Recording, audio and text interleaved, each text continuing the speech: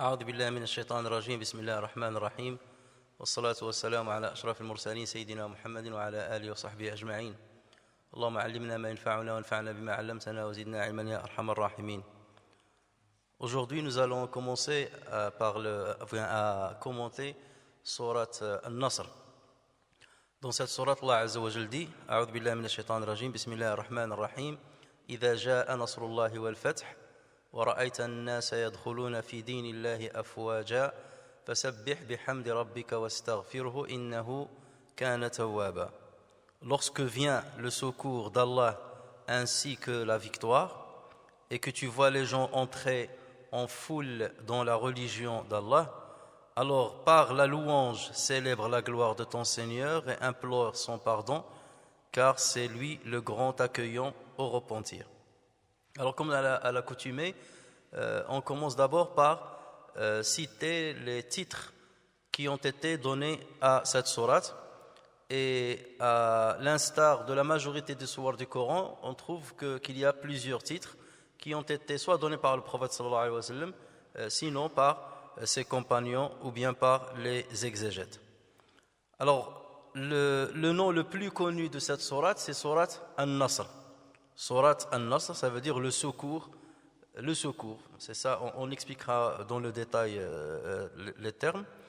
Et ceci, bien entendu, fait référence au secours qu'Allah Azza wa Jal apporta au prophète sallallahu alayhi wa sallam et aux musulmans lorsqu'ils ont triomphé de leurs ennemis et lorsqu'ils ont conquis la Mecque.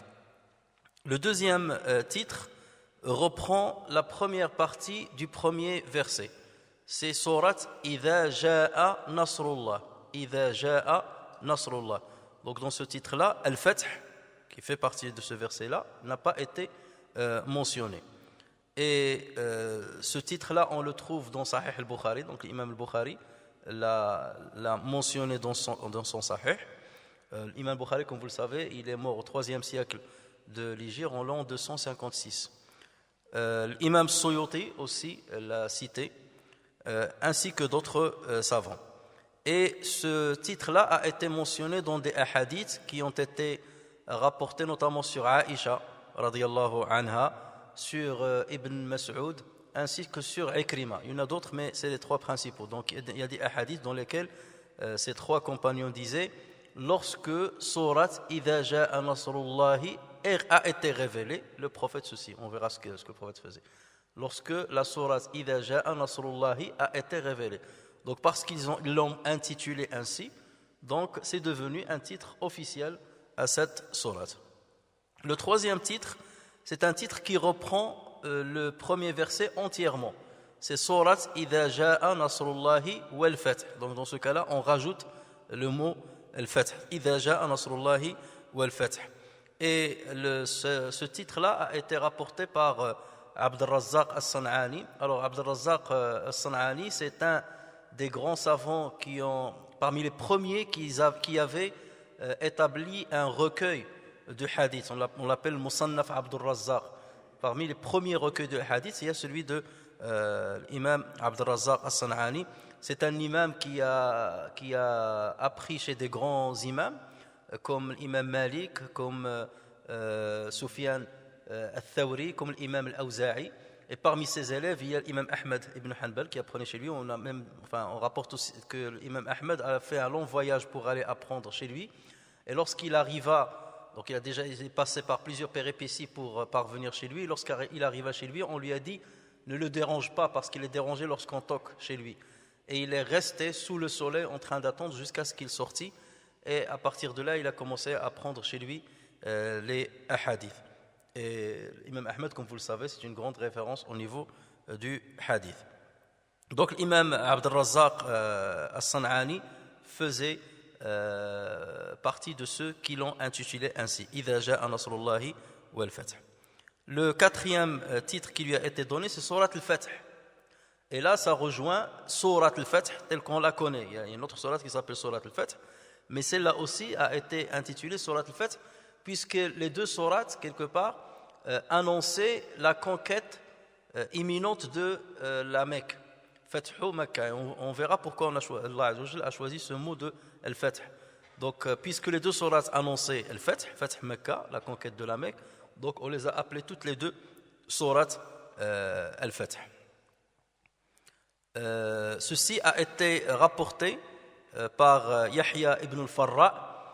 Alors, Yahya ibn al-Farra, c'est un très grand savant littéraire, donc au niveau de la langue arabe, c'est une très grande référence, au point que certains ont dit Lawla al-Farra'u lama kanat arabiyya. S'il n'y avait pas l'imam Farra, il n'y aurait pas de langue arabe. Et pourquoi on l'appelait le Farra? Yafri, ça veut dire il prend les mots et il les distingue, il les explique, il s'étale au niveau de la langue arabe. Et voilà pourquoi on l'a surnommé Al-Farra. Et c'est un savant qui est mort en l'an 207 de l'Hégire. Il y a aussi l'imam Tirmidhi, rahimahullah, qui a rapporté ce titre-là. Et donc, comme on a dit, ça annonçait la conquête de la Mecque qui s'est déroulée le 20 Ramadan de l'an 8 de l'Hégire. Le 20 Ramadan de l'an 8 de l'Hégire, autrement dit, 2 ans avant la mort du prophète sallallahu alayhi wa sallam. Le dernier titre, le 5e qui a été donné à cette sourate, c'est sourate At-Tawdi'. Sourate At-Tawdi'. Et Tawdi', ça veut dire les adieux, faire les adieux. Wadda'a, ça veut dire il a fait les adieux.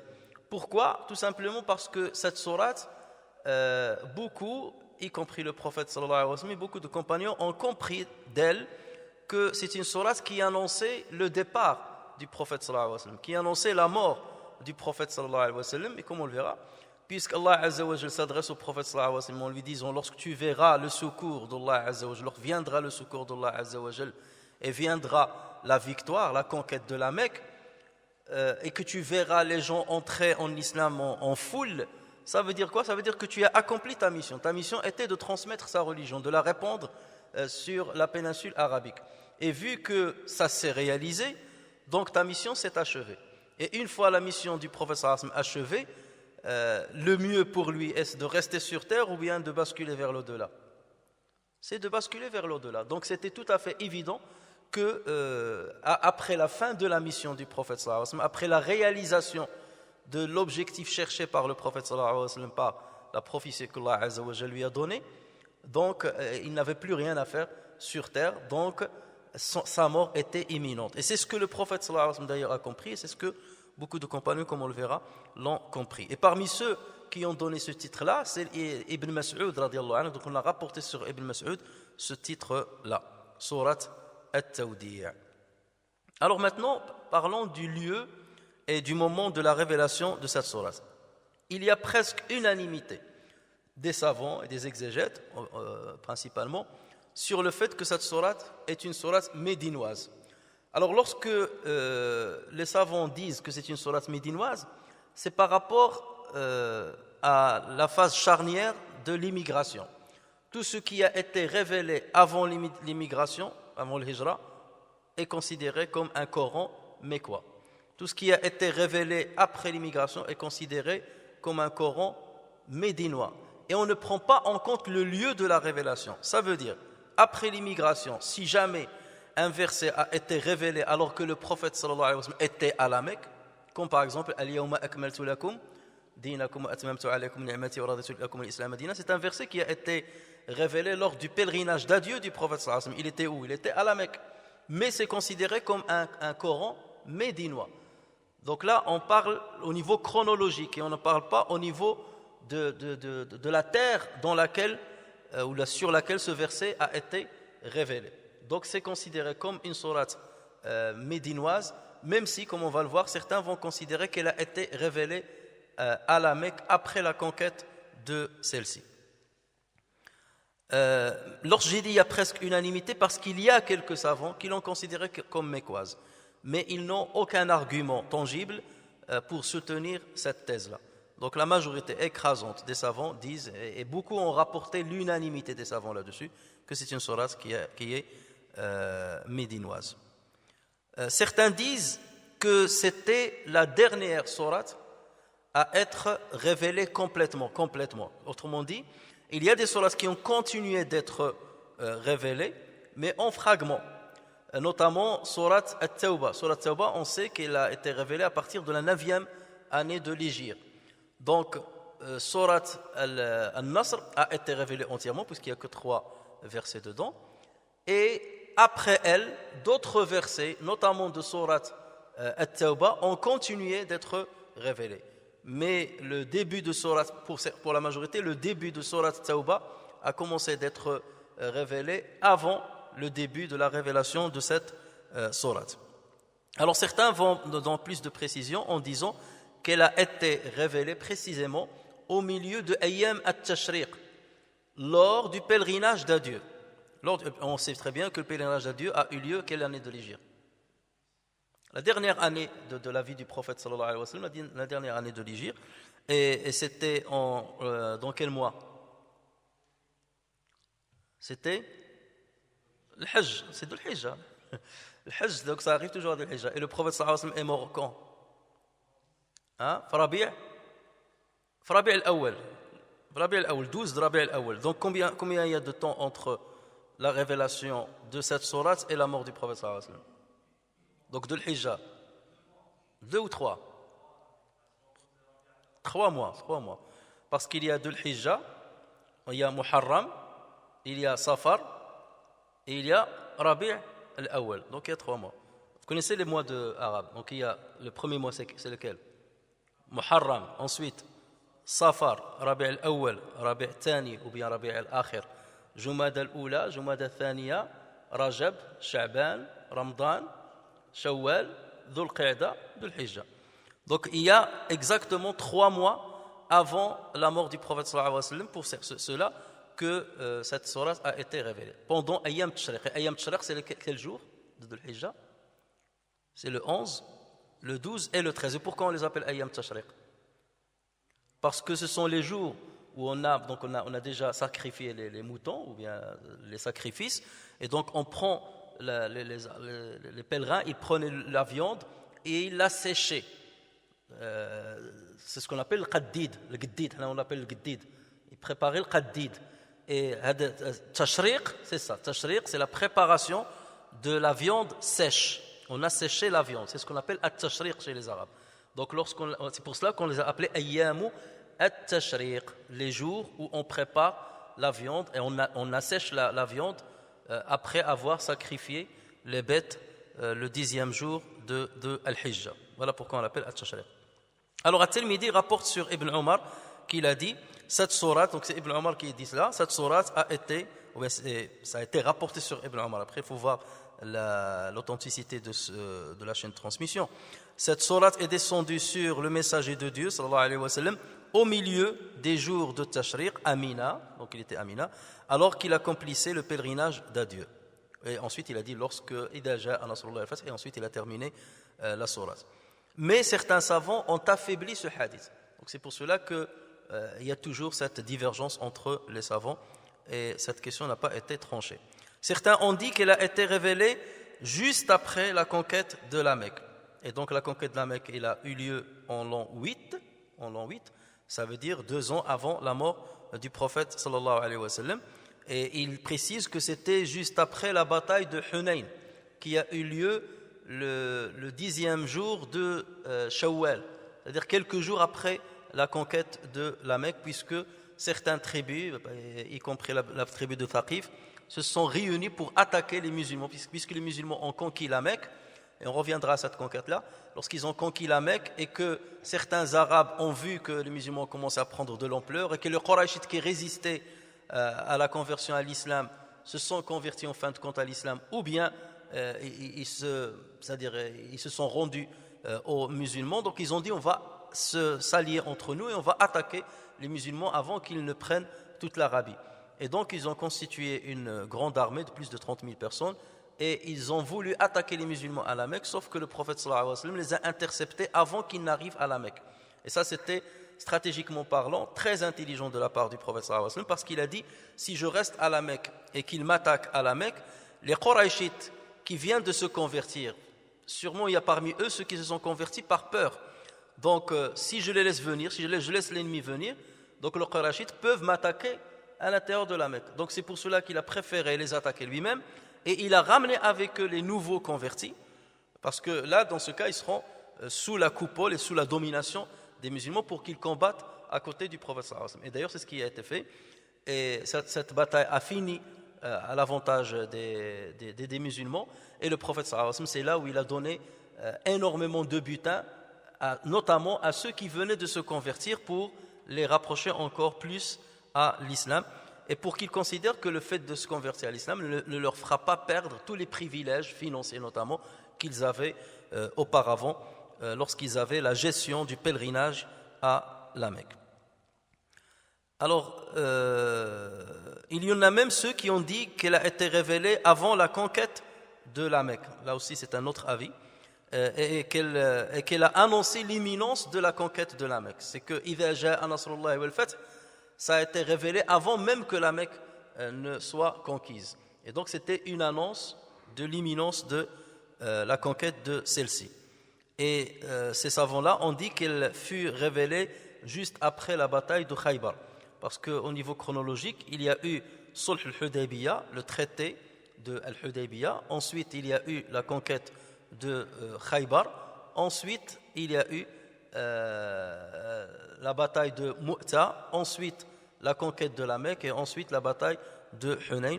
Et on reviendra sur cet enchaînement, Inch'Allah, la prochaine fois. Donc pour ceux-là, puisqu'ils disent avant la conquête de la Mecque, donc pour eux, elle fut révélée en l'an 7 de l'Hégire, parce que c'est là où Khaybar a été conquise. Mais le plus probable, parmi tous ces avis-là, c'est qu'elle a été révélée après la conquête de la Mecque. Alors, pour plusieurs raisons. Déjà, la première, littéralement parlant, lorsque Allah dit « إِذَا جَاءَ نَصْرُ اللَّهِ وَالْفَتْحُ », certains disent, puisque « ja'a » a été utilisé dans le passé, ceci montre que ça a été déjà réalisé. Ça a été déjà réalisé. Mais on verra qu'au niveau littéraire, l'utilisation du verbe conjugué au passé après l'utilisation de « إِذَا » ne signifie pas forcément que la chose est déjà arrivée. Ça peut aussi montrer, et généralement montrer, que la chose va arriver dans l'avenir. Al-Bukhari rapporte sur Saïd ibn Jubayr, sur Abdullah ibn Abbas radiyallahu anhu, que Omar ibn Khattab radiyallahu anhu, pendant sa gouvernance, il réunissait les grands compagnons, et notamment ceux qui ont participé à la bataille de Badr, et donc dans des assises de concertation, et il invitait avec eux Abdullah ibn Abbas, qui était jeune, il avait à peu près 14-15 ans. Et donc ses compagnons ont mal vu, ils ont mal apprécié la présence de Abdullah ibn Abbas. Ils ont dit, ce jeune, il a l'âge de nos enfants, et nous, on ne ramène pas nos enfants avec nous, et pourquoi tu invites Abdullah ibn Abbas? Pourquoi tu invites cet enfant avec nous? C'est des anciens, ils sont assez vieux, et il invite parmi eux, donc imaginez que des vieux de plus de 50 ans, et il y a un jeune de 14-15 ans qui est parmi eux. Donc là, ils l'ont vu, et pourquoi? Et Omar ibn Khattab a voulu leur montrer pourquoi je l'invite. Donc là, il leur a dit, lorsqu'Allah Azza wa Jalla parle de Laylat al-Qadr, quand est-ce qu'a eu lieu Laylat al-Qadr? Chacun a commencé à donner son avis. Et ensuite, Omar ibn Khattab s'adressa à Abdullah ibn Abbas, il lui a dit, qu'est-ce que tu en penses? Il lui a dit, je pense que Laylat al-Qadr coïncide avec la nuit du 27 de Ramadan. Il lui a dit, pourquoi? Il a dit, parce que le chiffre 7, il a une grande symbolique en islam. Allah Azza wa Jalla a créé 7 cieux, il a créé 7 terres, il a mis 7 jours, il a créé l'homme en 7 étapes. لقد خلقنا الإنسان من سلالة من طين ثم جعلناه نطفة في قرار مكين ثم خلقنا نطفة علقة. Ensuite le mudgha, l'idham, كسونا العظام لحما ثم أنشأناه خلقا آخر. Donc il a créé l'homme en 7 étapes embryologiques. Ensuite il lui a dit, et lorsqu'on accomplit le tawaf sur le Kaaba, on accomplit 7 circumambulations autour de le Kaaba. Lorsqu'on jette les pierres sur les stèles, on jette 7 pierres. Donc voilà pourquoi je pense que Laylat al-Qadr coïncide avec la 27e nuit du Ramadan. Donc ce chiffre 7 est important. Donc là, Omar ibn Khattab était content déjà pour leur montrer le savoir de ce jeune homme. Voilà la raison pourquoi je l'invite. Et ensuite, Omar ibn Khattab, il s'adressa à ses compagnons et il leur dit, que dites-vous sur Surat Idha Ja'a Nasrullah? Donc ils ont commencé à dire, Allah Azza wa Jal s'adressa au prophète sallallahu alayhi wa sallam pour lui dire, lorsque le secours d'Allah Azza wa Jal arrive et que vous entrez à la Mecque, alors tu dois célébrer les louanges et la gloire d'Allah Azza wa Jal, parce qu'il est pardonneur. Voilà ce qu'on comprend de cette sourate. Et Omar ibn Khattab s'adressa à Abdullah ibn Abbas et lui a dit: et toi, qu'est-ce que tu comprends de cette sourate? Et Abdullah ibn Abbas radiyallahu anhu, il lui a dit: je vois que cette sourate a été révélée pour annoncer la mort du prophète sallallahu alayhi wa sallam. Regardez comment il a compris la sourate. Et c'est là où Omar ibn Khattab lui a dit: je n'ai compris d'elle que ce que tu as compris. Wallahi ma alimtu minha illa ma alimt. C'est ça ce que j'ai compris d'elle. Donc pourquoi je cite ce hadith-là? C'est pour vous montrer que pour donc Omar ibn Khattab, pour Abdullah ibn Abbas, ils ont compris, ces deux compagnons au moins, ont compris que cette sourate-là annonçait l'imminence de la mort du prophète sallallahu alayhi wa sallam. Ce qui prouve que cette sourate était révélée à la fin de la vie du prophète sallallahu alayhi wa sallam. Donc ça doit être dans les dernières semaines, sinon les derniers mois de la vie du prophète sallallahu alayhi wa sallam. Donc c'est bien après la conquête de la Mecque qui a été faite 2 ans avant la mort du prophète sallallahu alayhi wa sallam. Il y a un autre argument moins fort, c'est que Aïcha radiyallahu anha, avant d'arriver à cela, un autre argument un peu fort aussi, c'est qu'on a l'habitude, en islam, lorsqu'on accomplit certaines observances religieuses, de les terminer avec l'istighfar, et avec tasbih, et avec le hamd. En l'occurrence, la prière, à chaque fois que le prophète sallallahu alayhi wa sallam terminait la prière, qu'est-ce qu'il disait? Astaghfirullah 3 fois, et ensuite on accomplit subhanallah, tasbih 33 fois, alhamdulillah 33 fois, et ensuite Allahu Akbar 33 fois. Donc c'est cette symbolique-là, et on l'a fait aussi lorsqu'on accomplit le rajm, cette symbolique-là, c'est à peu près la même qui est reprise dans cette sourate. Ça veut dire, lorsque ta mission, ô Muhammad, lorsque ta mission s'est achevée, tu as terminé la mission pour laquelle je t'ai envoyé, qu'est-ce que tu dois faire? Fasabbih bihamdi rabbika, donc sabbih bihamdi, donc le hamd, wastaghfir, fais l'istighfar. Donc accomplis tasbih, le hamd et l'istighfar, exactement comme on le fait à la fin de la prière. Donc vous voyez, cette symbolique-là témoigne que cette sourate-là a été révélée vraiment à la fin de la mission du prophète sallallahu alayhi wa sallam, donc juste avant sa mort. Le troisième argument qui est moins fort, c'est que le Bukhari rapporte un hadith sur Aïcha radiyallahu anha qui a dit: lorsque sourate Idha Ja'a Nasrullah, c'est ce que je disais tout à l'heure, donc Aïcha il a dit sourate Idha Ja'a Nasrullah, c'est ainsi qu'elle l'a intitulé. Lorsque a été révélé sourate Idha Ja'a Nasrullah, le prophète sallallahu alayhi wa sallam répétait très souvent à la fin de sa vie et lors de ses prières donc subhanaka Allahumma rabbana wa bihamdik, subhanaka Allahumma rabbana wa bihamdika Allahumma ighfirli, et ensuite elle a dit yata'awwalul Qur'an. Donc le prophète sallallahu alayhi wa sallam répétait souvent, et notamment dans ses génuflexions et dans ses prosternations, subhanaka Allahumma wa bihamdik, donc voilà, fasabbih bihamdi rabbika wastaghfir Allahumma ighfirli. Et ensuite Aïcha radhiyallahu anha a dit yata'awwalul Qur'an. Ça veut dire quoi? Ça veut dire que le prophète sallallahu alayhi wa sallam savait qu'il a terminé sa mission et qu'il a compris le message du Coran là. Donc il appliquait ce que le Coran lui disait, et il savait que c'était à la fin de sa vie. Et le fait d'avoir donné cette spécificité, si le prophète sallallahu alayhi wa sallam accomplissait tasbih depuis longtemps, Aïcha n'aurait pas dit cette phrase-là, parce qu'il a dit lorsque cette sourate a été révélée. Ça veut dire que c'est quelque chose qui est nouvelle que le prophète sallallahu alayhi wa sallam a commencé à faire en répétant cette formule-là. Donc c'était bien à la fin de sa vie. Yata'awwalul Qur'an, d'ailleurs les savants lorsqu'ils parlent de ta'wil, le mot ta'wil a plusieurs significations chez les Arabes, parmi lesquelles on dit ta'wil huwa sarfu al-ma'na ma'na shay'in 'an ma'nahu adh-dhahir, le fait d'écarter le sens d'un mot du sens apparent. Un mot il donne un sens apparent et toi tu l'écartes du sens apparent pour lui donner un autre sens. Ça s'appelle ta'wil. Et ta'wil aussi, comme on peut le comprendre dans ce hadith-là de Aïcha radhiyallahu anha, c'est la réalisation de ce qui a été promis. La réalisation de ce qui a été promis s'appelle at-ta'wil. Regardez Yusuf alayhi salam. À la fin, lorsqu'il a accueilli son père, sa mère et tout ça, et ses frères, qu'est-ce qu'il a dit à son père? وقال يا أبت هذا تأويل رؤياي. Oh mon père, c'est-à-dire cette situation-là maintenant que tu es venu avec ma mère, mes frères, c'est la réalisation du rêve que j'ai fait, le fait d'avoir vu 11 planètes ainsi que le soleil et la lune prosternés devant moi. Rappelez-vous, lorsqu'il était petit, donc il a fait part à son père de cette vision-là. Et là, il lui a dit Hada ta'wilu ru'ya. Ça veut dire voilà la réalisation du rêve que j'ai vu lorsque j'étais enfant.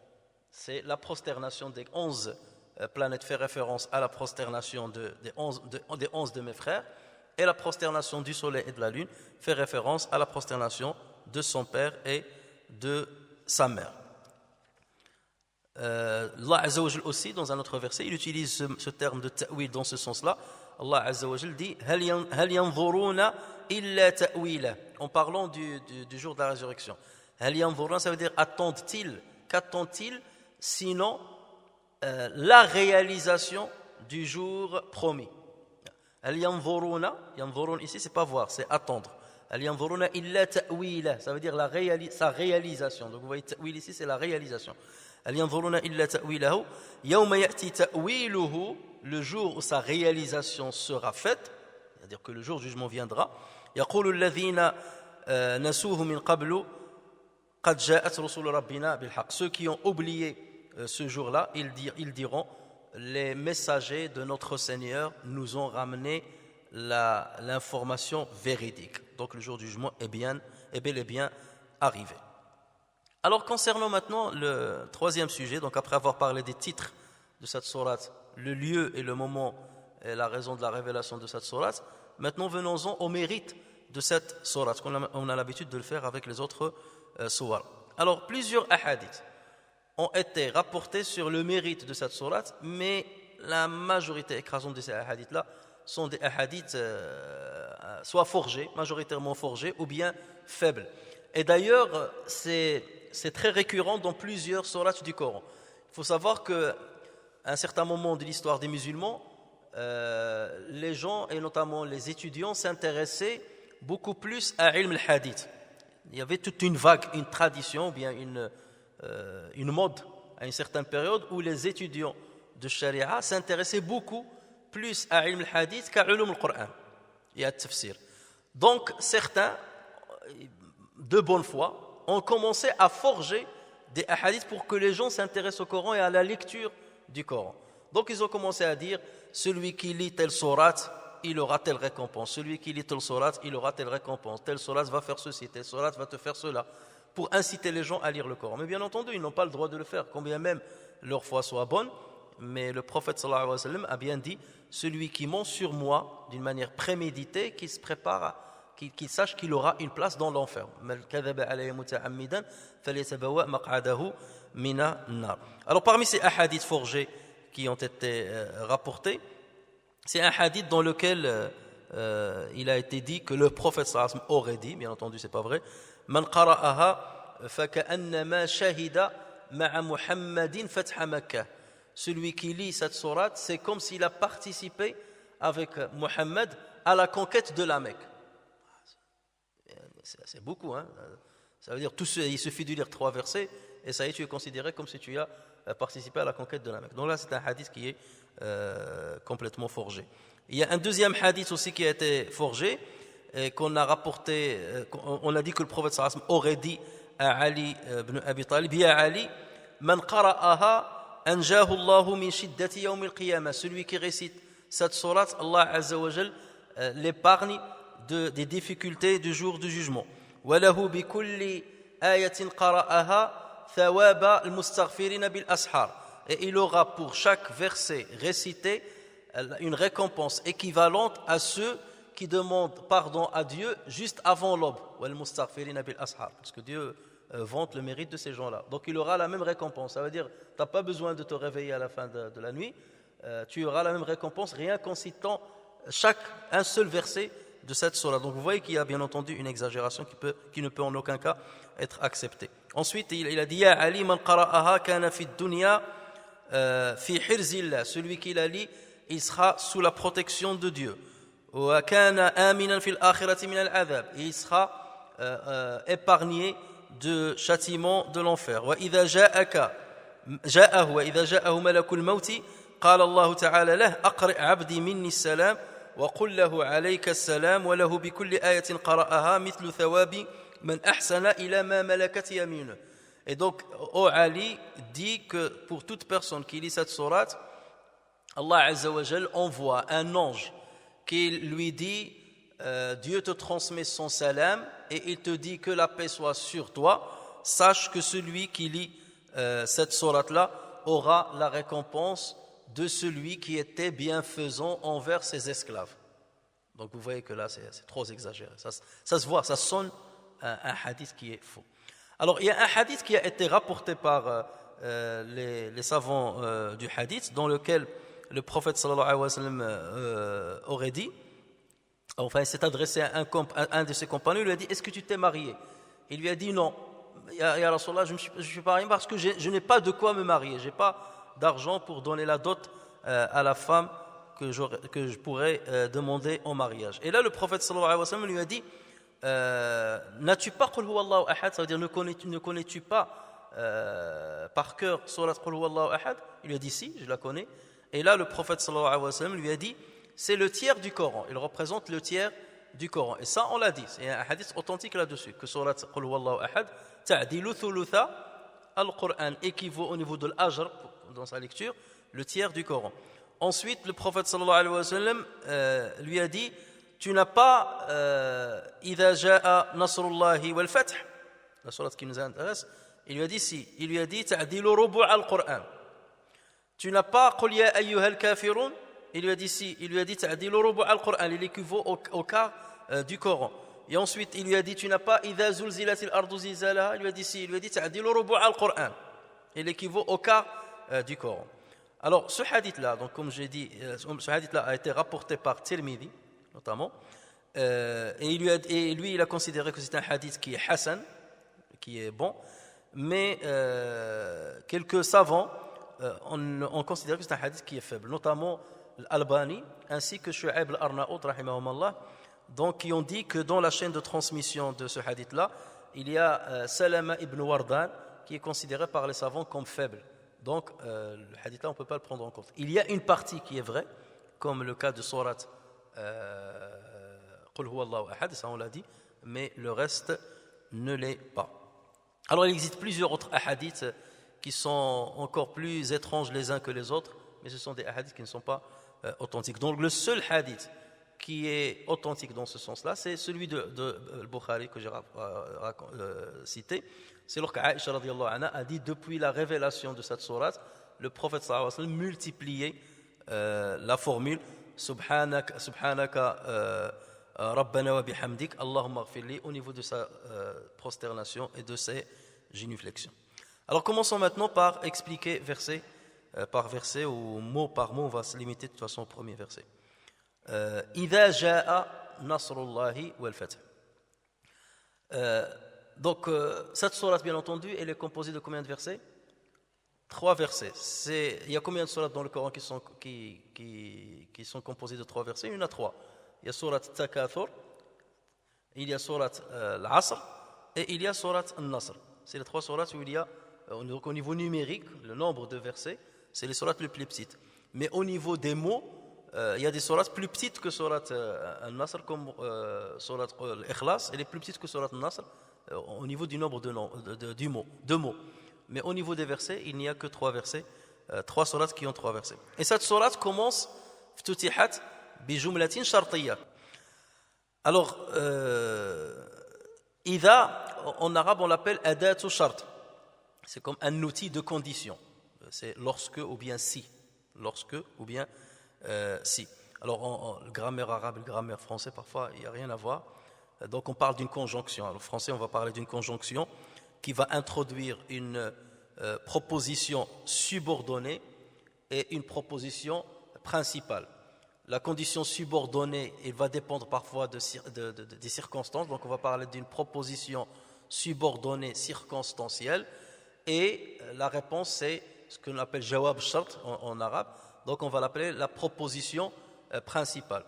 إذا جاء نصر الله, la victoire, le secours d'Allah et la victoire sont venus, ça c'est la proposition subordonnée, circonstancielle. Ça veut dire lorsque ces choses vont venir, la réponse, jawab shart, donc la phrase principale, ça va être fasabbih bihamdi rabbika wastaghfir. Célèbre les louanges et la gloire de Dieu. C'est cela ce qu'on appelle jawabu ash-shart. Alors, le jawab shart dans la grammaire arabe, jawab shart, c'est-à-dire la phrase qui répond à la condition, il peut être jumla talabiya ou bien jumla khabariya. Qu'est-ce qu'on entend par cela? Talabiya, ça veut dire si les invités viennent chez moi, je serai généreux avec eux. Je serai généreux avec eux. C'est un talab. Donc je ferai ceci. Idha ja'a nasrullah wal fath fasabbih. Lorsque la victoire vient, fais ceci. Donc ça, il te demande de faire une chose. Si mon messager vient chez toi, donne-lui cela. Si je t'appelle, réponds-moi. Donc là, c'est talab. Je te demande quelque chose. Parfois, ça peut être une jumla khabariya. C'est une phrase informative, tout simplement. Seulement, je te donne une information, mais j'attends pas de toi quelque chose. C'est comme Ya ayyuhalladhina amanu idha nudiya lis-salati min yawmil jumu'ati fas'aw. Donc ça c'est jawab jumla talabiyya. Il te demande quelque chose. Donc hada talabiyya. Fas'aw ila idha nudiya lis-salati min yawmil jumu'ati fas'aw ila dhikrillah. Par contre, lorsque Allah Azza wa Jalla dit wa idha ra'aw tijaratan, lorsqu'il voit quelques commerces, aw lahwan, ou une distraction, wa idha ra'aw tijaratan aw lahwan infaddu ilayha wa tarakuka qa'ima. Ils y vont et ils te laissent tout seul. Est-ce que là, ils te demandent quelque chose? La réponse de la phrase, il n'y a pas une demande. Là, c'est seulement une information. Lorsqu'ils voient quelques commerces ou bien une distraction, ils vont à ça, ils vont au commerce et à la distraction et ils te laissent tout seul. Donc là, c'est seulement une information. Il n'y a pas de talab dedans. En revanche, dans la sourate qui nous intéresse, il y a un talab. Jawab al-shart, donc la phrase, ou bien la proposition principale, il y a une demande de la part d'Allah Azza wa Jal, qui commence par fa sabbih bihamdi rabbika wastaghfir. Allah attend du prophète sallallahu alayhi wa sallam de faire quelque chose. Alors, idha ja'a, lorsque vient, on va s'attarder un petit peu sur ce verbe-là. Idha ja'a nasrullah. Le verbe ja'a, on peut le traduire par arriver ou venir. Arriver ou venir, ce sont deux synonymes. Le Coran, il utilise aussi deux synonymes. Il y a le verbe ja'a et il y a le verbe ata. Ja'a et ata. Mais toujours dans la traduction, les traductions que vous avez aujourd'hui dans le Coran, ils vont les traduire aléatoirement, par venir ou arriver, aléatoirement, puisque les traducteurs ne vont pas rentrer dans ces détails. Mais nous savons très bien que Allah Azza wa Jalla dans le Coran, lorsqu'il choisit un synonyme plutôt qu'un autre, c'est que, a priori, forcément, il y a une sagesse derrière ça. Il y a des nuances très très pointues entre les termes et entre les verbes. Il y a une nuance entre ja'a et ata. Il y a une nuance entre ja'a et ata. D'abord, ata dans le Coran se dit de quelque chose qui vient ou qui arrive avec facilité. Qui vient ou qui arrive avec facilité et aisance.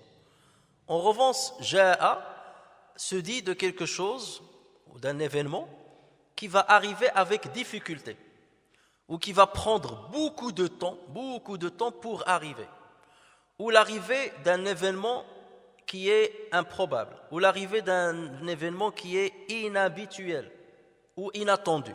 Donc c'est vraiment étrange, quelque chose d'étrange ou grandiose, ou qui prend le temps de venir, ou quelque chose qui demande un effort. C'est une arrivée qui demande énormément d'efforts.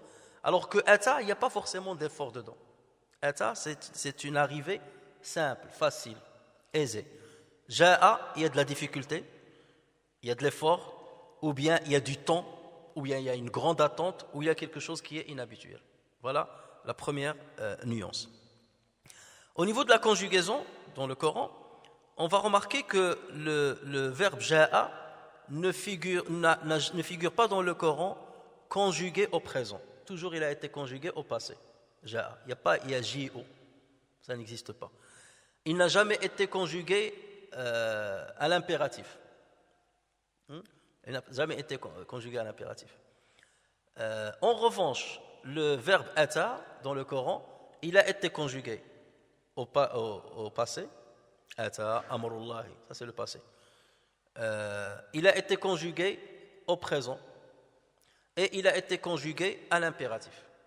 D'accord? Ata a été conjugué dans les 3 temps, alors que ja'a ne l'a pas été. Il a été conjugué seulement au passé.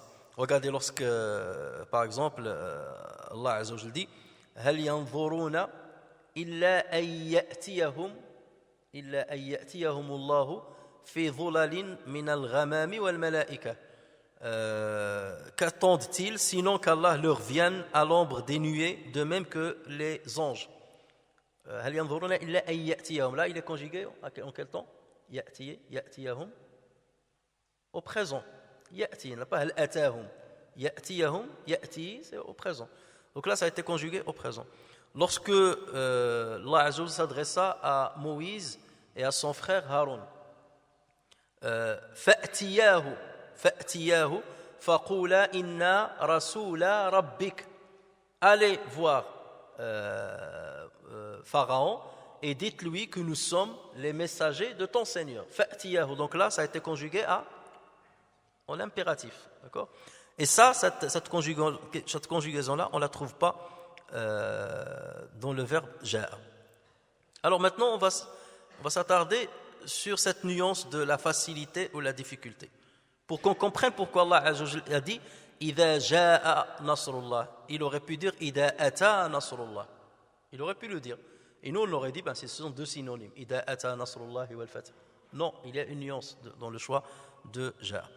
Prenons quelques exemples. Lorsqu'Allah Azza wa Jal parle de Maryam alayhi salam, il a dit فَأَتَتْ قَوْمَهَا تَحْمِلُ. فَأَتَتْ قَوْمَهَا تَحْمِلُ. Il n'a pas dit فَجَاءَتْ قَوْمَهَا تَحْمِلُ. فَأَتَتْ قَوْمَهَا تَحْمِلُ. قَالُوا يَا مَرْيَمُ لَقَدْ جِئْتِ شَيْئًا فَرِيًّا. Dans le même verset, vous avez ata et ja'a. فَأَتَتْ قَوْمَهَا تَحْمِلُ. Elle est venue portant son fils. Alors là, est-ce qu'il y a une difficulté là-dessus? Non, il n'y a pas de difficulté. Il a accouché de son fils, elle l'a porté, et il est venu vers son peuple le porter. Donc là, comme tout le monde peut porter un enfant et le ramener. Il n'y a pas de difficulté là-dessus. Ça ne demande pas des jours et des semaines pour venir. Donc ça, c'est quelque chose de simple. فَأَتَتْ قَوْمَهَا تَحْمِلُ. Eux, qu'est-ce qu'ils lui ont répondu? Lorsqu'ils ont vu ça, قالوا يا مريم قد جئت شيئا فريا. Tu as commis. Alors ici, جئت, c'est dans le sens de commettre, et non pas tu es venu. Hein? C'est comme si on va traduire tu es venu avec quelque chose de grave. Tu es venu avec quelque chose, c'est-à-dire tu as fait quelque chose de grave. Qu'est-ce qu'ils insinuaient? Ils insinuaient qu'il a commis la fornication. C'est-à-dire tu as eu cet enfant avec la fornication. Donc c'est quelque chose d'inadmissible, c'est quelque chose d'inhabituel de la part d'une femme comme toi qui est pieuse et qu'on croyait être pieuse.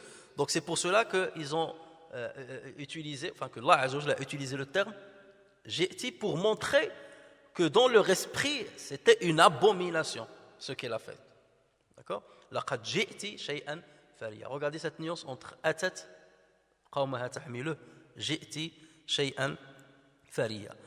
Allah Azza wa Jalla dit fa idha ja'at at-tammatu al-kubra. Fa idha ja'at, il n'a pas dit fa idha atat at-tammatu al-kubra. Fa idha ja'at at-tammatu al-kubra, puis quand viendra le grand cataclysme. At-tamma al-kubra, ça c'est quelque chose qui est grandiose. Le cataclysme, c'est-à-dire la fin du monde. C'est quelque chose qui est grandiose, qui va bouleverser tout, qui est inhabituel, qui n'est pas attendu par beaucoup. Donc voilà pourquoi Allah Azza wa Jalla a utilisé le verbe ja'a et non pas ata. Pareil lorsqu'Allah Azza wa Jalla dit hal ataka hadithul ghashiya. Qu'est-ce qu'on devait s'attendre? À ce qu'ils disent Al-Ja'aka. Parce qu'ils parlent de hadith al-Ghashiya. C'est quoi le Ghashiya? L'enveloppante. N'est-ce pas? L'enveloppante, c'est quoi? C'est l'heure, c'est la fin des temps. Pourquoi ici il a utilisé Ata? Alors regardez, فإذا جاءت طامة الكبرى فإذا جاءت الصاخة. Donc là, en parlant de la fin des temps, il dit جاءت الطامة الكبرى جاءت الصاخة. Et ici, هل أتاك حديث الغاشية. Le Ghashiya, c'est un des noms de la fin des temps. Pourquoi ici il a dit هل أتاك? Voilà, parce qu'ici il parle de l'information concernant cet événement. هل أتاك حديث الغاشية. T'est-il parvenu l'information sur le Ghashiya, l'enveloppante. Donc ici, il ne parle pas de le Ghashiya elle-même, mais l'information relative à le Ghashiya. Donc c'est pour ça qu'il a dit Ataka. Qui lui a donné cette information? C'est Allah. Allah lui a donné l'information. Même s'il lui pose la question, la réponse est oui, il m'est parvenu. Je t'informe, ô Mohammed, je t'informe que l'heure va venir. D'accord? Cette information-là est venue au prophète sallallahu alayhi wa sallam. L'information elle-même, elle lui est venue d'une manière simple. D'une manière simple. Allah lui a donné, voilà, je t'informe de ceci. Voilà pourquoi il va lui dire Hal ataka hadithu al-ghashiya. T'est-il parvenu l'information relative à l'enveloppante? D'accord? S'il avait dit Idha ja'ati al-ghashiya, supposons, Idha ja'ati, il va dire Idha ja'ati al-ghashiya, il ne va pas dire Idha atati al-ghashiya. Comme il a dit Idha ja'ati al-tamma fa Idha ja'ati al-sakha. Alors, par contre, on va trouver deux versets qui sont très très semblables, et dont l'un, le verbe ja'a a été utilisé, dans l'autre, le verbe ata a été utilisé. Et c'est là où il faut trouver les nuances. Là, on revient à ce que dit Allah Azza wa Jalla. وَلَوْ كَانَ مِنْ عِنْدِ غَيْرِ اللَّهِ لَوَجَدُوا فِيهِ اخْتِلَافًا كَثِيرًا. Si ce Coran-là était venu de quelqu'un d'autre que Dieu, ils y auraient trouvé énormément de divergences. Ça veut dire qu'ils auraient trouvé des erreurs. Donc là, on est en train d'essayer de trouver des erreurs et de se poser des questions lorsqu'il s'agit de ces mots-là. Regardez par exemple ces deux versets. Allah Azza wa Jalla dit فَإِذَا جَاءَ أَمْرُ اللَّهِ فَإِذَا جَاءَ أَمْرُ اللَّهِ قُضِيَ بِالْحَقِّ وَخَسِرَ هُنَالِكَ الْمُبْطِلُونَ. Là, il utilise quel verbe? جاء. فَإِذَا جَاءَ أَمْرُ اللَّهِ. Lorsque l'ordre de Dieu viendra, lorsque l'ordre de Dieu viendra, tout sera décidé, tout sera décidé en toute justice, et ceux qui profèrent des mensonges seront alors des perdants. Donc là, c'est bon. إِذَا جَاءَ أَمْرُ اللَّهِ. Dans un autre verset, Allah Azza wa Jalla dit أَتَى أَمْرُ اللَّهِ فَلَا تَسْتَعْجِلُوا. Il n'a pas dit جَاءَ أَمْرُ اللَّهِ. Il a dit أَتَى أَمْرُ اللَّهِ فَلَا تَسْتَعْجِلُوا. L'ordre d'Allah arrive, ne le hâtez donc pas. Ne le hâtez donc pas. Alors d'un côté il te dit فَإِذَا جَاءَ أَمْرُ اللَّهِ, et de l'autre côté il dit أَتَى أَمْرُ اللَّهِ. Amr, amr, amrullah, amrullah, ja'a, ata. D'accord? Pourquoi il a utilisé les deux? Là, il faut voir la nuance entre les deux phrases. Dans la première phrase, lorsqu'il dit فَإِذَا جَاءَ أَمْرُ اللَّهِ, إِذَا, la phrase c'est une phrase conditionnelle. Donc, jumla shartiya. إِذَا جَاءَ أَمْرُ اللَّهِ قُضِيَ بِالْحَقِّ. D'accord? Donc, lorsque l'ordre d'Allah Azza wa Jalla viendra, donc tout sera décidé en toute justice. En revanche, lorsqu'il dit Ata amrullahi fala tasta'jilu, est-ce que là c'est une jumla shartiya? Non, il n'a pas dit idha. Là il dit Ata amrullah, l'ordre de Dieu est venu. Ne le hâtez pas. Est-ce que l'ordre est déjà arrivé? Est-ce que l'heure est venue? Non. Ici l'ordre c'est quoi? Ça veut dire la décision qu'Allah Azza wa Jalla a prise, qu'il y ait un terme à ce monde-là. Cette décision-là, elle a déjà été prise. Ata amrullah. Donc, ne vous empressez pas, il va arriver. Ata amrullahi fala tasta. Il est décidé, il arrive. Ata amrullahi fala tasta. Ne l'empressez pas, ne vous hâtez pas, il arrive. Donc là, c'est ata, l'ordre est donné. Soit, il y aura une fin de monde. Dieu l'a décidé. Cette décision, elle est simple, elle est facile. Donc il n'y a pas besoin d'utiliser ja'a. La décision, elle est facile pour Dieu, de dire il y aura une fin des temps. Il y aura un ordre, c'est-à-dire que le monde soit terminée, que le monde périsse. Cette décision-là, elle est simple pour Dieu. Donc là, il a dit Ata amrullah. Et il s'adresse à eux, il leur dit ne vous hâtez pas, il va venir. C'est-à-dire ne vous empressez pas, il va venir. D'accord? Vous ne pouvez pas y échapper. En revanche, dans l'autre verset, il a dit Idha ja'a. Il informe sur l'arrivée de amrullah. Lorsque cette arrivée-là va venir, ça va faire des choses, un cataclysme et tout ce que vous connaissez sur l'heure. Donc là, il parle d'un fait réel qui va arriver. Pas seulement de la décision de l'avènement de ce fait. Il y a la décision de l'avènement de ce fait et l'arrivée de ce fait. Donc, lorsque le fait arrivera, cette arrivée-là, elle est difficile. Elle est difficile. Des yeux de ceux qui vont la voir, c'est quelque chose d'improbable. C'est quelque chose d'extraordinaire. Donc là, on parle de magie, ja'a. Parce qu'il y a une difficulté, c'est quelque chose d'extraordinaire et tout ça. Et il parle d'un fait. Et à une condition, lorsqu'il viendra, tout sera décidé. Alors que dans l'autre, il a dit, l'ordre a été donné, il est venu, ça y est, et ne vous empressez pas, ne vous hâtez pas. Donc vous voyez qu'on ne parle pas du même sujet. Et voilà pourquoi, ici, Allah a utilisé ja'a, et ici, il a utilisé ata. Donc il n'y a pas de hasard dans le Coran, dans le choix des synonymes, il n'y a pas de hasard. C'est à la perfection. Et jamais un être humain n'aurait pensé à tout ça. Jamais un écrivain n'aurait pensé à tous ces détails-là. Et le Coran abonde avec des exemples comme ça. Au niveau littéraire, vous pouvez chercher ce que vous voulez. Vous pouvez essayer de changer tel terme par un synonyme. Le sens sera... Vous n'améliorez jamais le sens. Et au mieux, vous donnez le même sens. Sinon, vous ratez une sagesse. Vous manquez une information qui a été donnée par l'autre synonyme que Dieu a choisi. Toujours. Jamais dans le Coran, vous ne changerez un mot en mettant un autre qui donnera plus de sens. C'est impossible. Forcément, si vous le changez, au mieux, il y aura le même sens. Sinon, la majorité des fois, il y aura un sens qui va être diminué. Ou bien un sens qui va disparaître complètement. Tout ça, c'est pour montrer le caractère miraculeux du Coran au niveau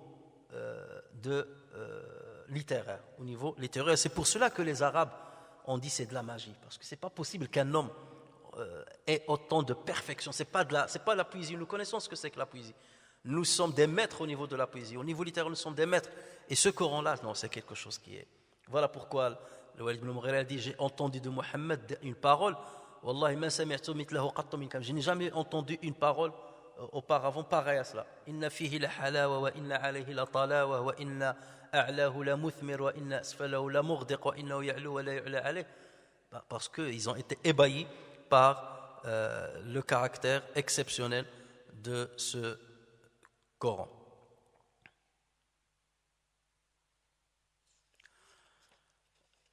Un autre exemple, lorsqu'Allah Azza wa Jalla parle des frères de Yusuf alayhi salam, il dit وَجَاءُوا أَبَاهُمْ عِشَاءً يَبْكُونَ. Ils sont venus vers leur père au moment de l'Isha, c'est-à-dire la nuit, en pleurant. وَجَاءُوا أَبَاهُمْ عِشَاءً يَبْكُونَ. Pourquoi il n'a pas dit وَأَتَوْا أَبَاهُمْ عِشَاءً يَبْكُونَ? Ils sont venus, mais ils ne sont pas venus de loin. Ils sont partis en promenade, ils ont dit à leur père, on va partir en promenade, jouer un petit peu, laisse notre frère venir avec nous. Après, ils ont décidé de le mettre dans le puits. Après l'avoir mis dans le puits, jeté dans le puits, ils sont revenus la nuit en pleurant. Donc là, ce retour-là, la nuit, n'est pas un retour fastidieux, ou exceptionnel, ou étonnant, ou inattendu. Donc normalement, on aurait dû s'attendre à ce qu'ils disent « وَأَتَوْا أَبَاهُمْ عِشَاءً يَبْكُونَ » alors qu'Allah Azza wa Jalla dit « وَجَاءُوا أَبَاهُمْ عِشَاءً يَبْكُونَ » C'est pour nous faire part de l'état dans lequel ils sont venus. Et c'est pour ça qu'on dit que Surat Yusuf, un jour, Inch'Allah, on l'étudiera, mais parce qu'il y a énormément à sortir dans cette sourate, on ne peut pas imaginer un scénario, même les cinéastes, ils ne peuvent pas imaginer un scénario écrit avec autant de délicatesse, avec autant d'éloquence que le scénario qu'Allah Azza wa Jal a cité dans l'histoire de Yusuf alayhi salam. Et en plus, un scénario vrai. Et avec des détails qu'on ne retrouve pas dans les autres livres, dans les autres religions. Donc le fait de dire c'est-à-dire c'est une venue qui est bizarre, où il y a une difficulté, où il y a quelque chose de pas normal. C'est quoi la chose qui n'est pas normale? Imaginez, mettez-vous à la place de ses frères. Nous sommes jaloux de notre frère, on demande à notre père de le faire sortir avec nous, il refuse, on insiste. on le sort et on décide de le jeter dans un puits. On le jette dans le puits. Et on va revenir chez notre père le soir pour l'informer de cette nouvelle, ou l'informer de la disparition ou de la mort de Youssef. Vous croyez que c'est une tâche facile? Donc ça veut dire, au moment de venir, ils étaient en train de se concerter. Qu'est-ce qu'on va lui dire? Comment on va lui présenter les choses? Ils appréhendaient la réaction de leur père. Donc c'est une venue, c'est comme on dit, ils avancent un pas et ils reculent deux. Parce qu'ils ont peur. On va lui annoncer que Youssef est mort. Donc c'est une venue, c'est une arrivée qui n'est pas normale, comme lorsqu'ils venaient tous les jours. C'est une arrivée bien bizarre, parce qu'ils ont un fardeau sur leur dos. Qu'est-ce qu'on va dire à notre père? Alors qu'on a presque tué notre frère, on l'a jeté dans un puits, donc il risque de mourir. Quel est le mensonge qu'on va forger pour... Donc chacun va dire, le mensonge va dire ça, s'il nous dit ça, on va lui dire ça, il faut dire ça. Est-ce qu'on y va maintenant? Ou isha'an, c'est pour tarder, ça veut dire ils ont tardé, alors qu'ils sont sortis dans la journée. Forcément, ils sont sortis dans la journée pour jouer, c'est pas au moment du coucher du soleil. Ça veut dire qu'ils ont hésité beaucoup et ils ont beaucoup parlé avant de venir lui en faire part de ce qui est arrivé. D'accord? Donc c'est une venue qui est bizarre, qui est difficile. Voilà pourquoi Allah a dit wa ja'u et on n'a pas dit wa ataw abahum isha'an yabkun. Regardez aussi en parlant de l'armée de Sulayman alayhi salam. Allah Azza wa Jalla dit hatta idha ataw ala wadi namli. Là il n'a pas dit hatta idha ja'u ala wadi naml. Il a dit hatta idha ataw. Ataw, il y a la facilité. Pourquoi il a donné ataw ala wadi naml? C'est pour montrer que l'armée de Salomon en ce moment-là n'était pas en guerre. Si cette armée était en train de fuir un ennemi, d'accord, ou bien en train de poursuivre un ennemi, là leur déplacement serait difficile. Donc là il aurait dit waja'u ala hatta idha ja'u ala wadi an-naml, parce qu'il y a une difficulté dans cela, il y a un danger, mais lorsqu'il a dit hatta idha ataw ala wadi an-naml, ça veut dire que l'armée elle marchait normalement. Elle n'était ni poursuivie ni poursuivante.